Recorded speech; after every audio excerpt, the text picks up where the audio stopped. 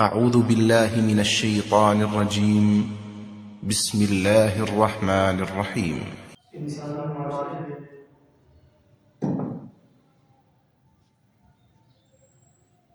شعور، ادراک اور تمیز کی بنیاد عقل کو سمجھا جاتا ہے۔ اللہ تبارک و تعالی نے بھی بنی آدم کو جو عزت و تکریم عطا فرمائی ہے وہ عقل کی وجہ سے ہی ہے۔ فرمایا وَلَقَدْ كَرَّمْنَا بَنِي آدَمَ وَحَمَلْنَاهُمْ فِي الْبَرِّ وَالْبَحْرِ وَرَزَقْنَاهُم مِّنَ الطَّيِّبَاتِ وَفَضَّلْنَاهُمْ عَلَىٰ كَثِيرٍ مِّمَّنْ خَلَقْنَا تَفْضِيلًا۔ ہم نے آدم کے بیٹوں کو عزت بخشی، عزت عطا فرمائی، انہیں رزق کے لیے پاکیزہ چیزیں عطا کی، سواری خشکی میں بھی کروائی، سمندروں میں بھی کروائی، اور اپنی بہت سی مخلوقات پر ان کو شرف اور فضیلت عطا فرمائی۔ تو انسان کے افضل اور اشرف ہونے کی وجہ یہ عقل سلیم کا ہونا ہے، شعور کا ہونا ہے۔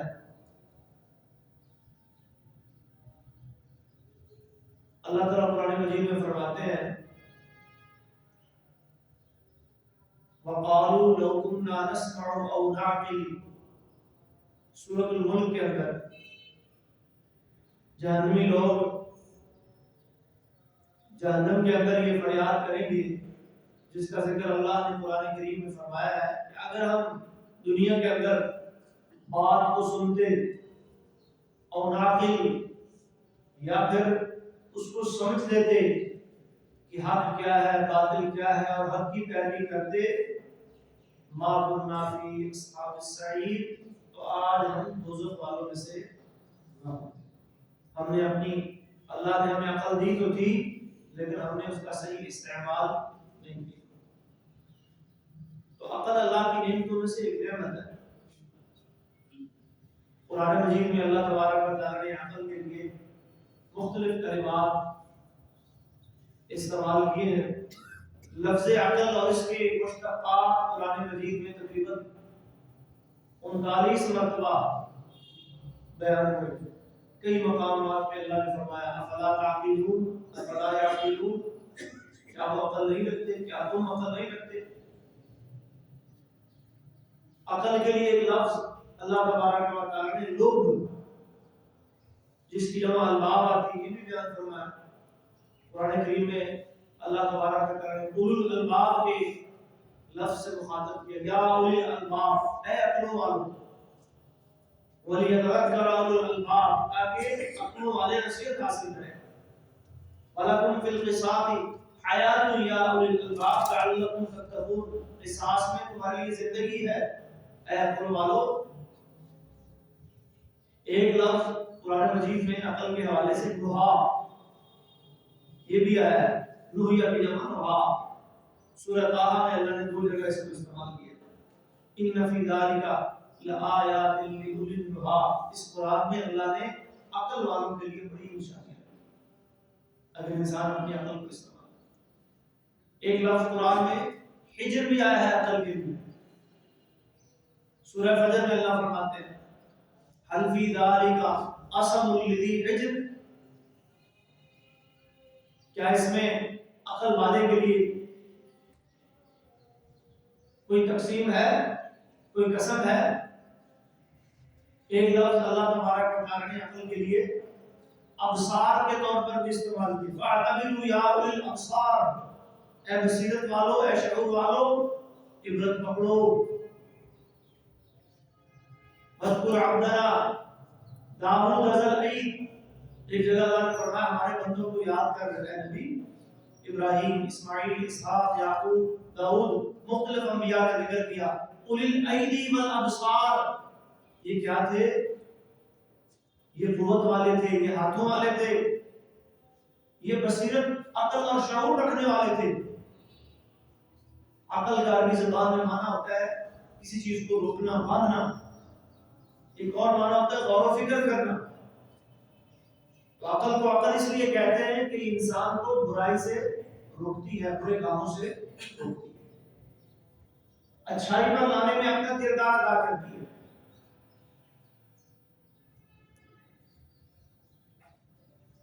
اللہ تبارک و تعالیٰ نے قرآن مجید میں اور نبی صلی اللہ علیہ وسلم نے حدیث صحیحہ کے اندر عقل کے حوالے سے جو ہماری رہنمائی کی ہے، جو ہدایات دی ہیں، آج انشاءاللہ ہم ان کو جاننے کی کوشش کریں گے. عقل تو اللہ نے ہر انسان کو دی، لیکن اس کا صحیح اور درست استعمال یہ بندے کے اوپر منحصر ہے. اگر بندہ اس کا صحیح اور درست استعمال کر لے تو یہی عقل اسے صراط مستقیم پر لے آئے گی. یہی عقل اسے دنیا میں بھی ایک کامیاب انسان بنا دے گی اور آخرت میں بھی ایک کامیاب انسان بنا دے گی. اور اگر انسان اپنی عقل کا، اپنی دانش کا، اپنی سوجھ بوجھ اور سمجھ کا صحیح درست استعمال نہ کرے تو عقل رکھنے کے باوجود وہ جہنم کا ایندھن بنے گا. اللہ فرماتے ہیں وَلَقَدْ ذَرَأْنَا لِجَهَنَّمَ كَثِيرًا مِنَ الْجِنِّ وَالْإِنسِ، ہم نے جہنم کے لیے بہت سے انسان اور جن پیدا کیے. لَهُمْ قُلُوبٌ لَا يَفْقَهُونَ بِهَا، ان کے دل تو ہیں لیکن وہ ان دلوں سے کام نہیں لیتے، سمجھتے نہیں ہیں. وَلَهُمْ أَعْيُنٌ لَا يُبْصِرُونَ بِهَا، ان کی آنکھیں تو ہیں لیکن وہ دیکھتے نہیں. وَلَهُمْ آذان، ان کے کان تو ہیں، لَا يَسْمَعُونَ بِهَا، ان سے سنتے نہیں. اولئک کالانعام، فرمایا یہ لوگ جانوروں کی طرح ہے، مویشیوں چوپاؤں کی طرح ہے. بل ہم اضل، بلکہ ان سے بھی زیادہ گمراہ بھٹکے ہوئے ہیں کہ جانوروں کو تو اللہ نے عقل سلیم نہیں عطا کی. عقل اور شعور جانوروں کو اللہ نے نہیں دیا جو اللہ نے انسان کو دیا ہے. تو یہ انسان ہونے کے باوجود، اپنی عقل رکھنے کے باوجود اس کو صحیح استعمال نہیں کر رہے. ان کا معاملہ، ان کی کیفیت جانوروں سے بھی کیا ہے؟ بدتر ہے. بلہم اضل، یہ جانوروں سے بھی زیادہ بھٹکے ہوئے ہیں. جانوروں سے اللہ نے حساب کتاب نہیں دیا.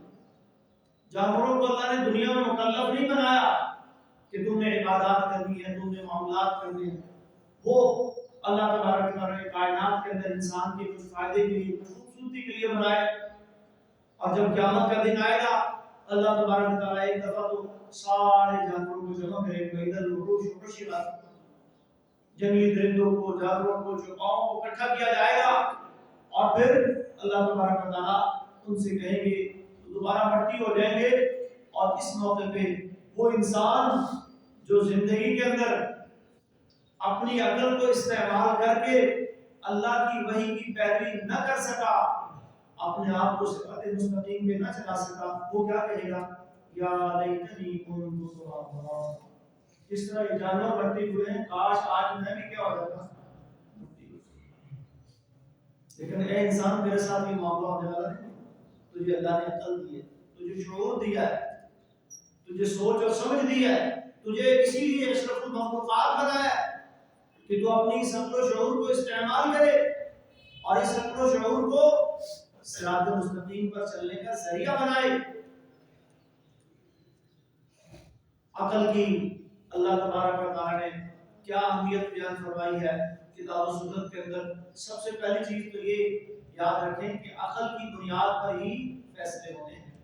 اگر آپ اللہ کی دی ہوئی اس عقل کو صحیح استعمال کریں گے اور انبیاء کرام علیہ السلام کی تعلیمات کو جن لوگوں نے فالو کیا، ان کی پیروی کی، اور آخر الزمان نبی جناب محمد رسول اللہ صلی اللہ علیہ وسلم کے لائے ہوئے دین کی آپ کی امت نے پیروی کی، تو پھر کیا ہے؟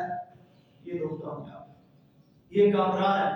اسی لیے اللہ قرآن مجید میں جگہ جگہ تدبر اور تفکر کی دعوت دیتے ہیں. قل انما اعظکم بواحدہ، میں تمہیں ایک بات کی نصیحت کرتا ہوں، ان تقوموا للہ، آؤ اللہ کے لیے کھڑے ہو جاؤ، مثنا دو دو کر کے، فرادہ ایک ایک کر کے، ثم تتفکروا، پھر غور و فکر کرو، ذرا اپنی تھوڑی سی عقل کو استعمال. اپنی سوچ کو اپنی عقل کو استعمال کرو.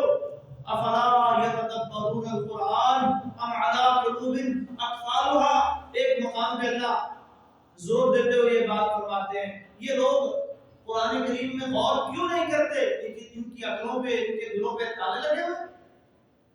افلا تعقلون افلا یعقلون 20 مقامات قرآن کریم کی موجود ہیں. عقل نہیں رکھتے, سمجھتے نہیں ہو, شعور کو استعمال نہیں کرتے. تو یہاں سے معلوم ہوتا ہے کہ اسلام عقل کو کیا اہمیت دیتا ہے کہ ہمیں اپنی اس عقل کو اللہ کی پہچان کے لیے, اللہ کے دین کی معرفت حاصل کرنے کے لیے استعمال کرنا ہے. انا ہدیناہ السبیل اما شاکرا و اما کفور. عقل کی اہمیت اس بات سے بھی معلوم ہوتی ہے اگر اللہ چاہتا, مجبور اللہ نے کسی کو نہیں کیا دنیا میں, اگر اللہ مجبور کرتا تو دنیا میں کوئی بھی اللہ کا نافرمان نہیں ہوتا. اللہ کے لیے کوئی مشکل بات نہیں تھی. وَلَوْ شَاءَ رَبُّكَ لَآمَنَ مَنْ فِي الْأَرْضِ جَمِيعًا. تیرا رب چاہتا تو زمین میں سب کے سب لوگ ایمان لے آتے اگر اللہ مجبور کرتا. کوئی بھی اللہ کی نافرمانی کرنے والا نہیں. اللہ کے لیے کوئی بات مشکل نہیں ہے, لیکن اللہ نے عقل اور شعور دے کر انسان کو دنیا میں بھیج دیا امتحان کے لیے. انا ہدیناہ السبیل اما شاکرا و اما کفورا. ہم نے اسے دونوں راستے دکھا دیے. بندے اب تیرا اختیار ہے, تو اللہ کا شکر کرنے والا بنتا ہے یا ناشکری کرنے والا بنتا ہے. بس اپنی اس عقل اور شعور اور اپنے دماغ اور اپنے دل کو تھوڑا سا تمہیں استعمال کرنا ہے. عقل کے حوالے سے اسلام ہمیں یہ بھی بتاتا ہے کہ اگر خدا نہ خواستہ دنیا میں کوئی انسان ایسا آ جاتا ہے جس کو عام انسانوں سے ہٹ کر اللہ نے عقل نہیں عطا فرمائی, معذوری کی شکل میں وہ پیدا ہو گیا, یا پہلے ٹھیک تھا پھر کسی حادثاتی وجہ سے اس کی عقل چلی گئی, اس کے ہوش و حواس اندر ہے, تو نبی صلی اللہ علیہ وسلم فرماتے ہیں ثلاثۃ, یہ 3 لوگ, ان سے کیا ہے, رفع القلم, قلم اٹھا لیا گیا ہے, اللہ ان کے اعمال نہیں لکھتے, یہ مرفوع قلم ہے. عن النائم حتی یستيقظ, سونے والا انسان جب تک وہ سویا ہوا ہے, نیند کے اندر جو وہ حرکت کرتا ہے, جو وہ کوئی بات بڑبڑاتا ہے یا جو وہ عمل کرتا ہے, یا سوئے سوئے اگر وہ کسی نیکی والے کام میں لیٹ کر دیتا ہے, یہاں تک کہ نماز. نبی صلی اللہ علیہ وسلم سے سوال ہوا کہ کئی دفعہ نیند گہری ہوتی ہے, آنکھ نہیں کھلتی, نماز جو ہے وہ لیٹ ہو جاتی ہے, رہ جاتی ہے. نبی صلی اللہ علیہ وسلم نے فرمایا کہ یہ تمہاری کوتاہی نہیں, لیس التفریط فی النوم انما التفریط فی الیقظہ. کوتاہی بنتی ہے جب آپ جاگ رہے ہیں, جب آپ بیدار ہیں, اس کے باوجود آپ نماز نہیں پڑھ رہے, نماز کو اس کے وقت پر ادا نہیں کر رہے, جماعت میں شامل نہیں ہو رہے, یہ آپ کا جرم ہے, یہ آپ کی کوتاہی ہے. اگر آنکھ لگی ہوئی ہے, آنکھ گہری ہو گئی ہے, آنکھ کھل نہیں پائی, تو یہ ظاہر چیز اللہ کے اختیار میں, اس میں بندے کا کوئی قدرت نہیں, کوئی اختیار نہیں. اللہ جب آنکھ کھولے گا تو بندے کی آنکھ کھلے گی. اسی لیے فرمایا من نام عن صلاۃ, جو بندہ نماز سے سویا رہا, او نسیا یا بھول گیا, اس کے لیے کیا حکم ہے, فلیصلیھا اذا ذکرھا, وہ جب بھی اسے یاد آئے اسے پڑھ لے. لا کفارۃ لہا الا ذلک. کئی لوگ پوچھتے ہیں اس کا کفارہ, میری فلاں نماز رہ گئی, فلاں چھوٹ گئی, فلاں ادا نہیں قضا ہو گئی. فرمایا اس کا کوئی کفارہ نہیں, اس کا کفارہ یہی ہے کہ آپ نماز پڑھو, نماز کا کوئی کفارہ نہیں ہے. کہ لوگ کفاروں کے چکر میں پڑ جاتے ہیں, اتنی میری نمازیں رہ گئی, اتنا میں صدقہ کر دیتا ہوں. یہ نماز کا کوئی کفارہ نہیں ہے. نماز کا کفارہ نماز ہی ہے.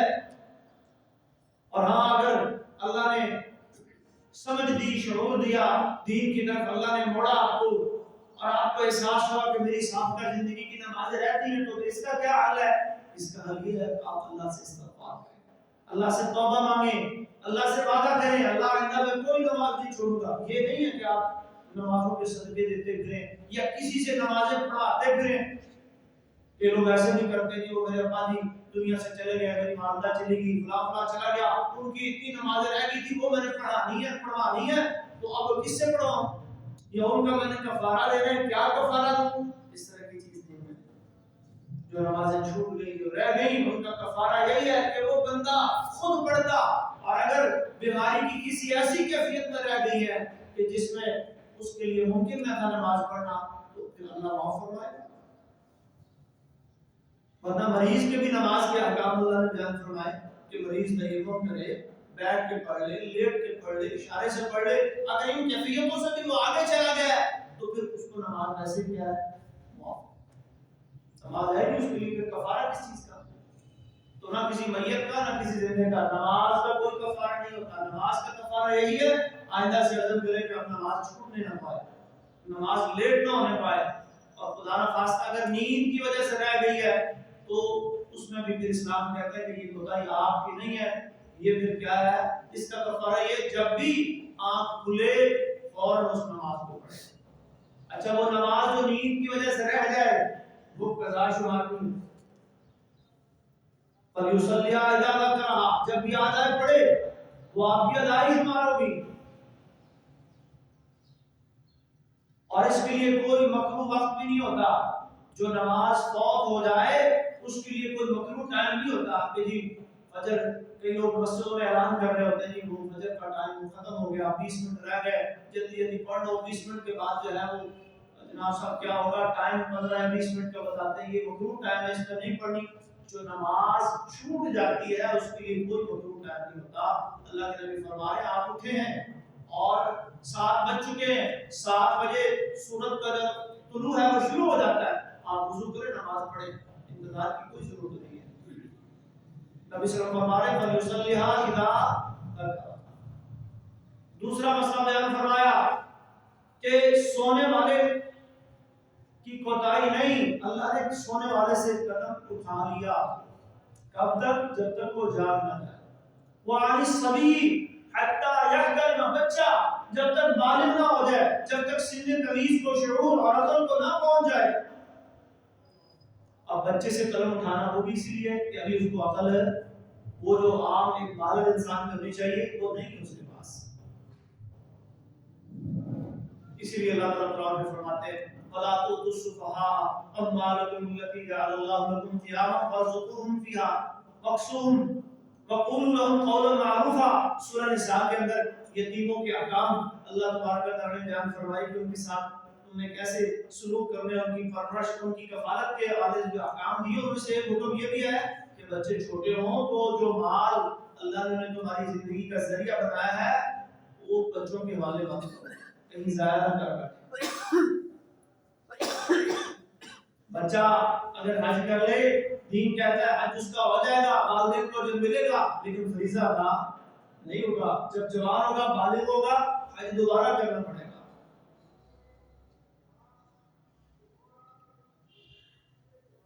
اسی طرح تیسرے مسئلے پہ نبی صلی اللہ علیہ وسلم نے کیا وضاحت فرمائی؟ وَعَلِي الْمَجْنُونَ، دیوانہ آدمی، مجنون آدمی جس کی عقل بالکل ختم ہو چکی ہے، یا پیدائشی طور پر یا کسی حادثے کی وجہ سے، وہ اپنے ہوش و حواس میں نہیں ہے، وہ اپنی عقل میں نہیں ہے، اسلام کہتا ہے اس کا کوئی عمل جو ہے وہ فرشتے نہیں لیتے۔ دین کہتا ہے یہ مرفوع القلم ہے۔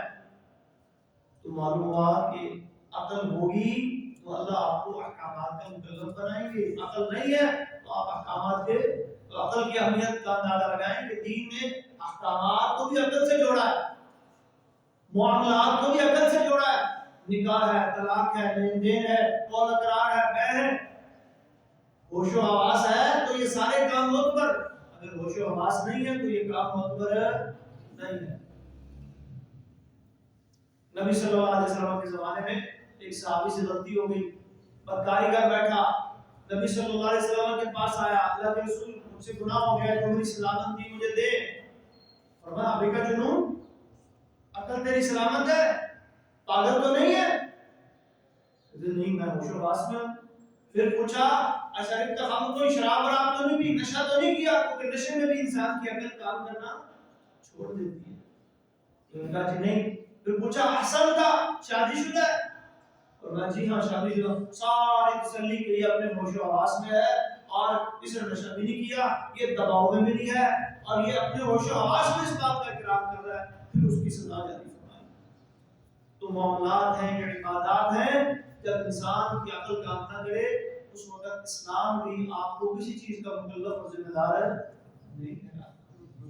تو عقل کی بنیاد پہ ہی اللہ نے یہ ابھی میں نے آیت پڑھی سورہ روم کی، آخرت کے فیصلوں میں بھی اللہ نے یہی کرنا ہے، وَلَوْ كُنَّا نَسْمَعُ أَوْ نَعْقِلُ مَا كُنَّا فِي أَصْحَابِ السَّعِيرِ۔ دوزخ والے کیا کہیں گے؟ اگر ہم سنتے ہوتے، اگر ہم عقل رکھتے ہوتے، ہم نے اپنی عقل کو دنیا میں استعمال کیا ہوتا تو آج ہم دوزخ والوں میں سے۔ عقل مند کہتے کسے ہیں؟ یہ بھی ایک سوال ہے۔ آج ہر بندہ اپنے آپ کو سمجھتا ہے کہ میرے سے بڑا عقل مند ہے کوئی نہیں، میرے سے بڑا دانشور ہے کوئی نہیں۔ اللہ کے نبی سے یہ سوال ہوتا ہے، سنن ابن ماجہ کی حدیث ہے، ایو الناس اقیس، آپ بتائیں گے عقل مند کون ہے؟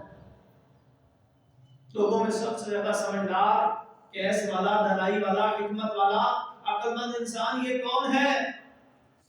فرمایا جس کو دین کی سمجھ ہے، جس کو اپنی موت یاد ہے، جو موت کو کثرت سے یاد کرنے والا ہے، اکثرهم للموت ذکرا واحسنهم لما بعده استعدادا، اور موت کے بعد والی زندگی کے لیے اچھی تیاری کرنے والا، اللہ سے ڈرنے والا، دین کو سمجھنے والا، دین پر چلنے والا، یہ دنیا کا عقل مند ترین انسان ہے۔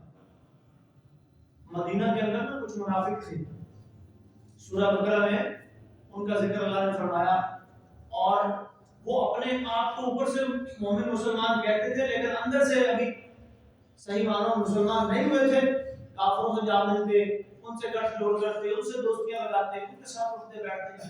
قرآن میں اللہ نے فرمایا فَإِذَا قِيلَ لَهُمْ آمِنُوا كَمَا آمَنَ النَّاسُ، اور جب ان سے کہا جاتا ہے کہ تم بھی ایسے ایمان لاؤ جیسے دوسرے لوگ مخلص صحابہ ایمان لائے، قالوا، تو وہ آگے سے کیا کہتے ہیں، أَنُؤْمِنُ كَمَا آمَنَ السُّفَهَاءُ، کیا ہم ایسے ایمان لائیں جیسے بیوقوف لوگ ایمان لائے؟ یعنی وہ ایمان والوں کو، صحابہ کرام کو نعوذ باللہ کیا کہتے تھے؟ یہ بے وقوف ہیں۔ اللہ نے جواب کیا دیا، الا، خبردار، سن لو، آگاہ ہو جاؤ، انہم هم السفہاء، اصل بے وقوف یہی کہ ولکن لا یعلمون، انہیں شعور نہیں، انہیں علم نہیں۔ سورہ بقرہ میں آگے چل کے اللہ نے فرمایا وَمَن يَرْغَبُ عَن مِّلَّةِ إِبْرَاهِيمَ إِلَّا مَن سَفِهَ نَفْسَهُ، بے وقوف کون ہوتا ہے؟ جو دین سے منہ موڑ ہے، جو ابراہیم علیہ السلام کی ملت سے منہ موڑے گا، جو اسماعیل اور زکریا کی ملت سے منہ موڑے گا، جو محمد عربی صلی اللہ علیہ وسلم کی شریعت سے اعراض کرے گا، دنیا کا سب سے بڑا بیوقوف ہوگا۔ وَمَن يَرْغَبُ عَن مِّلَّةِ إِبْرَاهِيمَ إِلَّا مَن سَفِهَ نَفْسَهُ۔ سورہ بقرہ میں آگے چل کے اللہ نے کیا فرمایا، سَيَقُولُ السُّفَهَاءُ مِنَ النَّاسِ مَا وَلَّاهُمْ عَن قِبْلَتِهِمُ الَّتِي كَانُوا عَلَيْهَا، یہ دین بیزار لوگ، یہ دین کو ناپسند کرنے والے، یہ دین پر اعتراضات اور نکتہ چینی کرنے والے، یہ آپ کا قبلہ بدل رہا ہے، اب یہ اعتراضات کی بچھاڑ کریں گے، یہ بے وقوف لوگ کہیں گے، کیا کہیں گے، ما وَلَّاهُمْ عَن قِبْلَتِهِمُ الَّتِي كَانُوا عَلَيْهَا، ان کو مسلمانوں کو کس نے ان کے قبلے سے پھیر دیا جس پر وہ پہلے تھے۔ قُلْ لِلَّهِ الْمَشْرِقُ وَالْمَغْرِبُ، اے نبی آپ کہہ دیں مشرق و مغرب اللہ ہی کے لیے ہے، یہدی من یشاء الی صراط مستقیم، وہ جسے چاہتا ہے صراط مستقیم کی ہدایت دے دیتا ہے۔ یہاں بھی دین کو چھوڑنے والے، دین پر اعتراضات کرنے والے، اللہ کے حکموں کا مذاق اڑانے والے اور اللہ کے حکموں کو فراموش کرنے والے، انہیں قرآن کی الفاظ سے یاد کر رہا ہے، یہ کون ہے؟ سیقول السفہاء، یہ بے وقوف ہے۔ تو آج جو اپنے آپ کو دانشور، سمجھدار اور پڑھے لکھے اور اسکالرز کہلاتے ہیں اور دین کی کوئی سمجھ نہیں ہے، دین کا کوئی شعور نہیں ہے ان کے پاس، دنیا کی دولت بھی ہے، دنیا کمانے کے گن بھی جانتے ہیں، دنیا کی مہارتیں بھی ہیں، سائنس اور ٹیکنالوجی کے میدان میں بھی آگے ہیں، یعلمون ظاہرا من الحیات الدنیا وهم عن الآخرۃ هم غافلون، دنیا کے بارے میں بہت کچھ جانتے ہیں لیکن آخرت کا کچھ پتہ نہیں ہے۔ تو قرآن کیا کہتا ہے، محمد عربی صلی اللہ علیہ وسلم کا فرمان کیا کہتا ہے، یہ عقل والے نہیں ہیں، یہ عقل مند لوگ نہیں ہیں، عقلیں اللہ نے ان کو دی تھی لیکن انہوں نے اپنی عقلوں کو صحیح مقصد کے لیے استعمال نہیں کیا۔ یہ کون ہے؟ یہ سفہاء، یہ وہ لوگ ہیں جن کے دلوں پر، جن کے کانوں پر اللہ نے مہر لگا دی، جن کی آنکھوں پر اللہ نے پردہ ڈال دیا، صم بکم عمی فہم لا یرجعون، اب یہ دین سے بے خبر ہو کر گونگے بہرے اندھے بن چکے ہیں، یہ اس راستے کے راہی بن چکے ہیں، اب ان کے پاس واپسی کا کوئی راستہ نہیں ہے۔ یہ جہنم کا ایندھن بننے والے ہیں. لِجَهَنَّمَ كَثِيرًا مِنَ الْجِنِّ وَالْإِنسِ. اور یہی عقل اللہ تبارک و تعالیٰ قرآن مجید میں یہ حقیقت بھی واضح کرتے ہیں کہ اگر انسان اس کو اللہ کے دین کے مقابلے میں لے کر کھڑا کر لے، اگر انسان اپنی عقل کو اللہ کے دین کے مقابلے کے لیے کھڑا کر لے تو یہ بھی انسان کی گمراہی، تباہی اور بربادی کا راستہ بن جائے گا. پھر یہ عقل اور یہ انسان کے لیے یہ عقل ہی اس کی تباہی کا ذریعہ بن جاتی ہے. اللہ نے قرآن مجید میں شیطان کا واقعہ اور حضرت آدم علیہ السلام کا واقعہ مختلف مقامات پر بیان کیا. تو اللہ نے حکم دیا، اب اللہ کا حکم تھا، مجالہ تھا، اس کی تعمیر ہونی تھی. اسجدوا لآدم، آدم کو سجدہ کرو. سب نے کر لیا. ابلیس نے کیا کر دیا؟ ابا، انکار، واستکبر، تکبر میں آ گیا، انا میں آ گیا. اسجد لمن خلقت طینا، اس کو سجدہ کرو جسے تم نے مٹی سے پیدا کیا. انا خیر منہ، اپنی عقل، اپنی رائے دین کے مقابلے میں، دلیل کے مقابلے میں، نص کے مقابلے میں پیش کر لی. نہیں، میں نہیں کر سکتا، میں اس سے بہتر ہوں. خلقتنی من نار وخلقتہ من طین، اللہ تو نے مجھے آگ سے پیدا کیا، اس کو مٹی سے پیدا کیا. تو دین کے مقابلے میں اپنی عقل کو ترجیح دی، اپنی رائے کو ترجیح دی. نتیجہ کیا نکلا؟ گمراہی کا شکار، رجیم بن گیا. کان من الکافرین، نہ شکروں میں سے ہو گیا. فخرج منہا انک رجیم، اللہ نے آسمان سے نکال دیا، اللہ نے جنت سے بھی دھکار دیا. وَإِنَّ عَلَيْكَ اللَّعْنَةَ إِلَى يَوْمِ الدِّينِ. بات کیا سمجھ میں آئی؟ مسئلہ کیا سمجھ میں آیا؟ جہاں اللہ کا دین آ جائے، جہاں اللہ اور اس کے رسول کی بات آ جائے تو پھر اپنی عقل کو اس کے مقابلے میں، اپنی رائے کو اس کے مقابلے میں کھڑا نہیں کرنا چاہیے. عقل کی بھی کچھ حدود، عقل کا بھی ایک دائرہ کار اسلام متعین کرتا ہے. اسلام کا دار و مدار وحی الہی پر ہے، آسمانوں سے آنے والی ہدایت کے اوپر ہے، کتاب و سنت کے اوپر ہے. عقل اس کو سمجھنے کا ایک وسیلہ ہے، ایک ذریعہ ہے کہ آپ اپنی عقل کو استعمال کریں اور اس وحی کو سمجھیں اور اس کو سمجھ کر اس پر عمل پیدا ہو جائیں. اسی لیے قرآن میں تتفکرون، تتدبرون، تعقلون کے الفاظ بھی آؤ، غور کرو، فکر کرو، سمجھو. اللہ نے عقل شعور دی ہے، مجبور نہیں کیا آپ کو. عقل ایک وسیلہ تھا، عقل ایک ذریعہ تھا. آج لوگوں نے کیا کیا؟ یہ سلسلہ تو حضرت آدم علیہ السلام کے دور سے شروع، سب سے پہلے یہ کام ابلیس نے کیا. اب ابلیس کے پیروکار یہی کام کرے. میری عقل نہیں مانتی تھی اس مسئلے کو، اگرچہ قرآن میں ہے، اگرچہ حدیث میں ہے، لیکن سائنس اس کا انکار کر رہی ہے. میری عقل میں نہیں آیا، میری سمجھ میں نہیں آیا، میں نہیں مانتا. اللہ نے عقل کو، آپ کی عقل کو معیار نہیں بنایا. اللہ نے کامیابی کا معیار اپنے دین کو بنایا ہے. قد افلح من تزکا وذکر اسم ربہ فصلی. کامیابی کس کا مقدر ہے؟ جس نے اپنے آپ کو پاک کر لیا، رب کا ذکر کیا اور اللہ کے حکم پہ چلتے ہوئے نماز کے لیے کھڑا ہو گیا. کامیابی کس کے لیے ہے؟ قد افلح المؤمنون الذین هم فی صلاتهم خاشعون. فائزون کون ہیں؟ راشدون کون ہیں؟ یبتغون فضلا من اللہ ورضوانا، جو اللہ کے فضل اور اس کی خوشنودی کو تلاش کرنے میں لگ جاتے ہیں. ومن الناس من یشری نفسه ابتغاء مرضات اللہ، جو اپنی خواہشات کو، اپنی مرضیوں کو اللہ کی رضا کے لیے بیچ ڈالتے ہیں، جو اپنی منمانیوں، اپنی جی چاہیوں کو چھوڑ دیتے ہیں کہ جو میں چاہوں گا وہ بھی ہوگا، جو میرا رب چاہے گا وہ ہوگا. ومن الناس من یشری نفسه ابتغاء مرضات اللہ واللہ رؤوف بالعباد. اور پھر اللہ بھی کیسے شفیق بن جاتا ہے، رحیم بن جاتا ہے، ودود بن جاتا ہے کہ بندے تو نے اپنی خواہشات کو میرے لیے ترک کر دیا. من ترک شیئا للہ عوضہ اللہ خیرا منہ.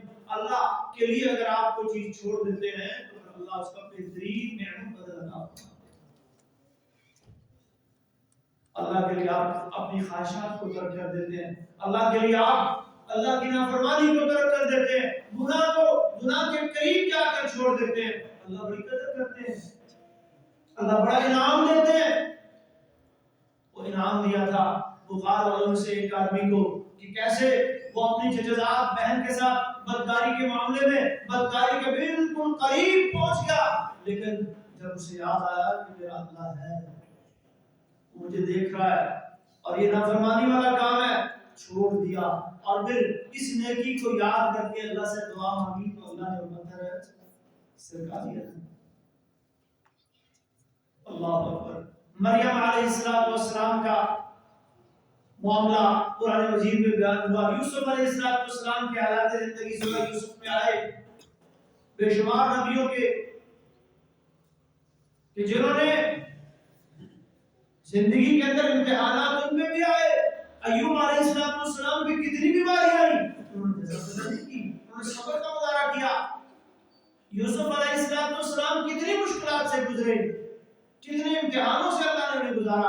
ابراہیم علیہ السلام کو کتنی قربانیاں دینی پڑی، لیکن اللہ کے دین کی خاطر انہیں ساری چیزیں برداشت کی، اللہ کی اطاعت میں کھڑے رہے، فرمانبرداری میں کھڑے رہے، دین کے اوپر ڈٹے رہے، نافرمانی کی طرف نہیں گئے۔ اللہ نے پھر کیا کیا، انی کسی سے کہا انی جاعلک للناس اماما، ابراہیم نے دنیا میں لوگوں کا امام بنایا۔ مصر کو کنویں سے غلامی سے جیل سے نکال کر اسی مصر کا بادشاہ بنا دیا۔ مریم علیہ السلام جس پہ لوگ بدکاری اور زنا کا الزام لگا رہے تھے، اسی مریم کو اس کی شہادتیں جو قرآن میں بیان کر دی، امہ صدیقہ، نہیں لوگوں، یہ عیسیٰ کی ماں تو بڑی عظیم خاتون تھی، یہ تو صدیقہ تھی۔ مریم ابنت عمران التي احصنت فرجها۔ تو اپنی عقل کو دین کی سمجھ اور فہم کے لیے استعمال کریں، دین کے مقابلے میں کھڑا نہ کریں۔ دین کے مقابلے میں کھڑا کریں گے اور دین کے مقابلے میں اپنی رائے، اپنا فہم، اپنا شعور اور اپنی سمجھ یا کسی اور کی سمجھ کو ترجیح دیں گے تو یہ گمراہی کا راستہ ہے۔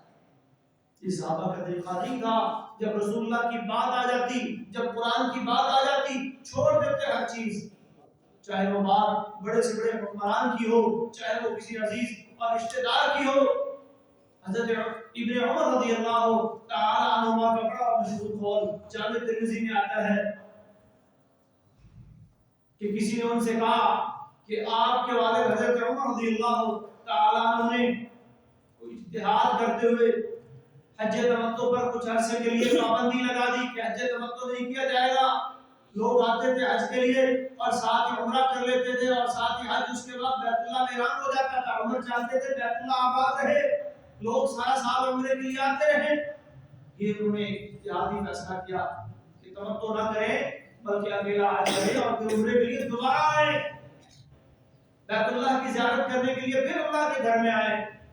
ابن عمر رضی اللہ تعالی عنہما کو یہ پتہ چلا تو انہوں نے فتویٰ دیا کہ نہیں، رسول اللہ نے حج تمتع کی اجازت دی ہے، دین میں حج تمتع کی اجازت ہے۔ تو کہنے والے نے کہا کہ آپ کے والد صاحب کو یہ حکم دیتے ہیں، آپ یہ فتویٰ دے دیں۔ آگے سے جواب کیا دیا، امر ابی یتبع ام امر رسول اللہ، لوگوں کیا میرے باپ کے حکم کی پیروی کی جائے گی یا رسول اللہ کے حکم کی پیروی؟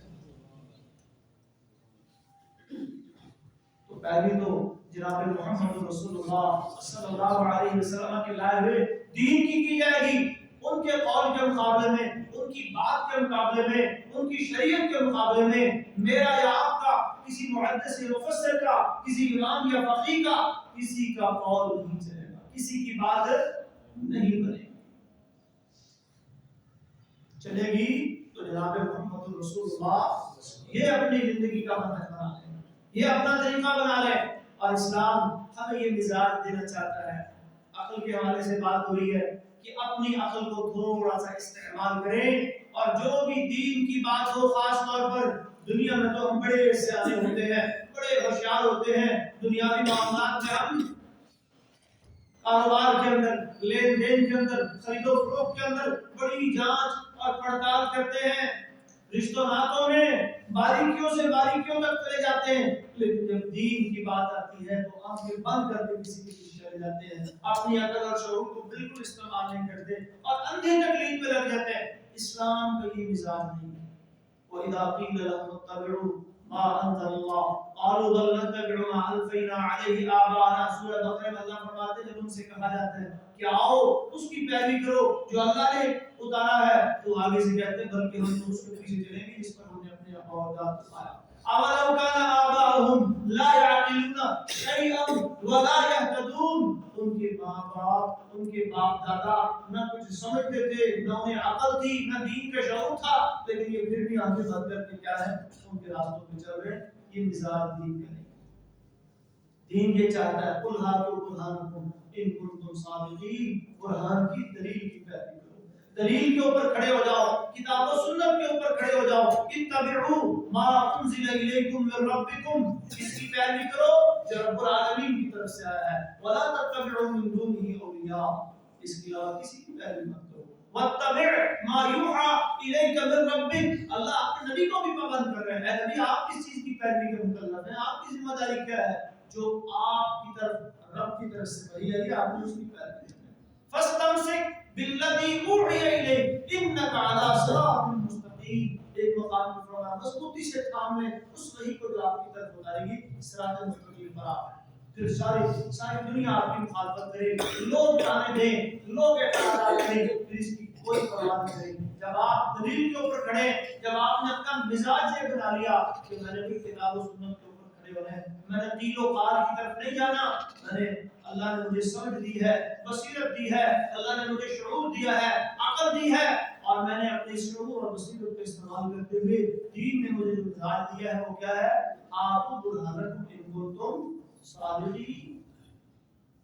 لیکن ہمیں لگا دیا گیا قصوں کے پیچھے، کہانیوں کے پیچھے، کرامات کے پیچھے، روایات کے پیچھے، بزرگوں کے پیچھے. بزرگوں نے یہ کہا، روایات میں آتا ہے فلاں کا یہ قصہ ہے، فلاں کی یہ کہانی ہے. نتیجہ کیا نکلا کہ ہم آنکھیں بند کر کے جیسے ہمیں کسی کو چلاتا گیا ہم انگلی پکڑ کے چلتے چلے.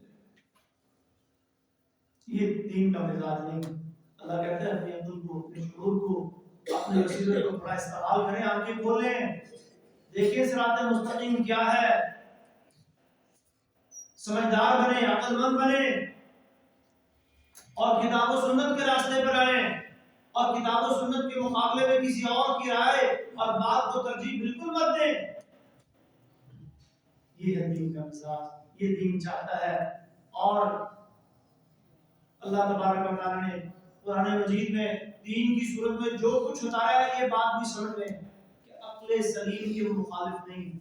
قرآن میں اللہ فرماتے ہیں وَلَوْ كَانَ الْعِلْمُ بِغَيْرِ اللَّهِ لَوَجَدُوا فِيهِ اخْتِلَافًا كَثِيرًا.